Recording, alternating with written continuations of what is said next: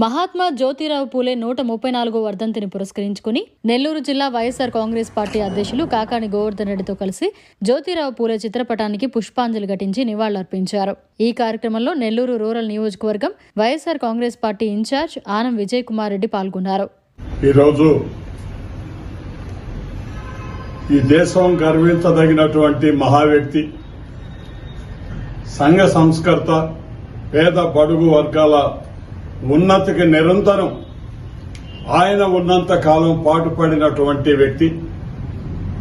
మహాత్మా జ్యోతిరావు పూలే గారి వర్ధంతి సందర్భంగా ఈ దేశంలో మహిళలు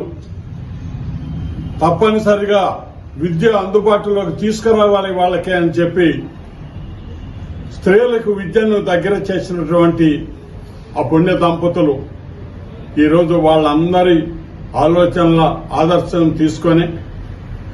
మన ముఖ్యమంత్రి గారు గత 5 సంవత్సరాల కాలంలో విభిన్న వర్గాలకి, పేద బడుగు వర్గాలకి మా నాయకులు జగన్మోహన్ రెడ్డి గారు తీసుకున్నటువంటి చర్యలు ఏవైతే ఉన్నాయో వారి ఉన్నతికి, వారి వికాసానికి తోడ్పడే విధంగా జ్యోతిరావు పూలే వంటి మహానాయకుల ఆలోచనను ఆదర్శంగా తీసుకుని ఆయన వేసిన అడుగు వల్లనే ఈరోజు ఎంతో మంది నిరుపేదలు విద్యావంతులై అదేవిధంగా విదేశాలలో కూడా చదువుకునేటటువంటి అవకాశం పేద వర్గాలకు కూడా అందుబాటులోకి తీసుకురావడం జరిగింది. మరి ఈరోజు అటువంటి సంఘ సంస్కర్త, దేశంలో ఒక దార్శనికుడిగా, ఒక మార్గదర్శకుడిగా ఈరోజు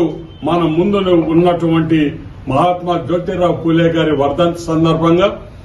నెల్లూరు రూరల్ నియోజకవర్గానికి సంబంధించినటువంటి నాయకులు, కార్యకర్తలు, అదేవిధంగా మా నాయకుడు జిల్లా అధ్యక్షులు శ్రీ గోవర్ధన్ రెడ్డి గారి ఆధ్వర్యంలో ఘనమైన నివాళులు అర్పిస్తున్నామండి. మరిన్ని అప్డేట్స్ కోసం మన HN9 టీవీ ఛానల్ ని సబ్స్క్రైబ్ చేసుకోండి.